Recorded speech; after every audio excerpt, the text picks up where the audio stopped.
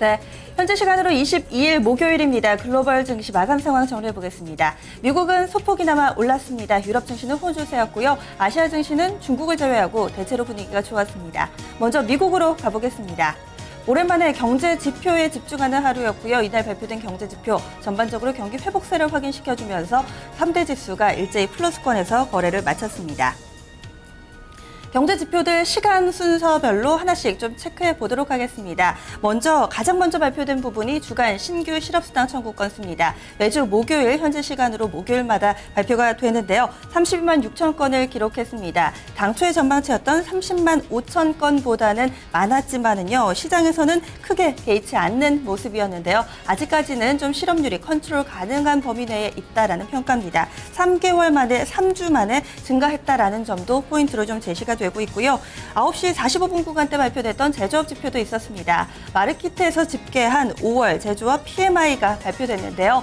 56.2를 기록했습니다. 전월치, 예상치 모두 다 웃돌았습니다. 3개월 내 최고치를 나타냈는데 이 부분이 시장에서는 큰 호재로 인식이 됐습니다. 이어서 10시 구간대 발표됐던 경기 선행지수 그리고 기존 주택 매매가 있었는데요. 4월 경기 선행지수는 전월 대비했을 때 0.4% 증가했습니다. 4개월째 상승 흐름을 이어가고 있고요. 주택지표 보겠습니다. 4월의 기존 주택 매매는 전월 대비했을 때 1.3% 오른 465만 채를 기록했습니다. 예상치보다는 약간은 좀 밑돌기는 했지만 올해 들어서 기존 주택 판매가 처음으로 증가했다라는 점에서 긍정적인 포인트로 해석이 됐습니다. 네 가지 경제지표 살펴봤는데요. 대체로 좀 긍정적인 평가를 받았습니다. 그러면요, 다우존스 산업평균지수 종가부터 체크해 보겠습니다. 다우존스 산업평균지수 전날과 거의 비슷한 수준이었습니다. 아주 소폭 10포인트 정도만 올랐는데요. 16,543.03포인트의 거래를 마쳤고요. 장 초반에는 약간은 좀 부진한 듯 했지만 장 후반에 계속해서 좀 플러스권에서의 흐름이 유지됐습니다. 이날 변동폭은 제한적이었고요. 30개 구성 종목 흐름도 보겠습니다. 오른 종목이 조금 더 많았습니다. 17종목 올랐고 13종목 하락했습니다. 그 가운데서 탄력이 가장 좋았던 종목부터 보겠습니다. 나이키가 1% 가까이 오르면서 탄력 좋았고요. 홈디포도 0.9% 나란히 올랐습니다. 유나이티드 헬스, JP 모건, 보잉 순으로 그 뒤를 이었습니다. 반면에 하락한 종목도 체크해 보시죠. 하락한 종목. 코카콜라가 가장 큰 폭으로 밀려났네요. 0.71% 조정받았고요. 이어서 마이크로소프트, 나란히 3위와 4위에는 정유주가 올라와 있습니다. 엑슨모빌, 쉐브론 0.5% 안팎의 조정을 받았습니다. 30개 구성 종목 보시면은요. 상승폭도, 하락폭도 1% 미만으로서 구성 종목들도 변동폭이 제한적이었습니다. S&P 500 지수 보겠습니다. S&P 500 강보합권에서 거래 마쳤습니다. 0.24% 오르면서 1892.49포인트 기록하고 있고요. S&P 500은 다시 한번 고점, 신고가 부근까지 올라서는 흐름 보여주고 있습니다. S&P 500 내에서는요, 유통주들의 실적 발표 이어지고 있고요. 이날 대체로 실적 좋았습니다. 이에 따라서 관련된 종목들 강세 흐름이 두드러졌는데요. 먼저 대표적인 이 전자제품 양판점, 이 베스트바이입니다. 후실적이 3% 정도 올랐고요. 아래 보시면 백화점 체인입니다. 시어스 홀딩스 4%대 강세 흐름이었습니다. 달러트리도 유통업체인데요. 6%대 상승했고요. 아래쪽에 보시면 엘브랜즈라는 종목하고요. 이 페리앨리스 두 종목은 나란히 의류 관련 업체입니다. 플러스권에서 거래를 마쳤고 맨 아래쪽에 보시면은 주얼리 업체, 이 시그넷 주얼리 같은 경우도 5%대 상승 흐름 전반적으로 분위기가 좋았습니다.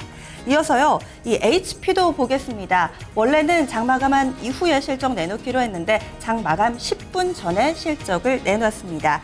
우선은 3분기 연속해서 매출이 줄어들고 있습니다. 이 부분에 주목을 하면서 좀 악재로 받아들여졌는데요. 88센트의 주당 순이익을 기록했습니다. 우선은 주당 순이익은 예상했던 정도다라는 평가지만 매출액이 예상치를 약간 밑돌았습니다. 273억 달러의 매출을 기록하면서 3분기 연속 매출이 줄었습니다.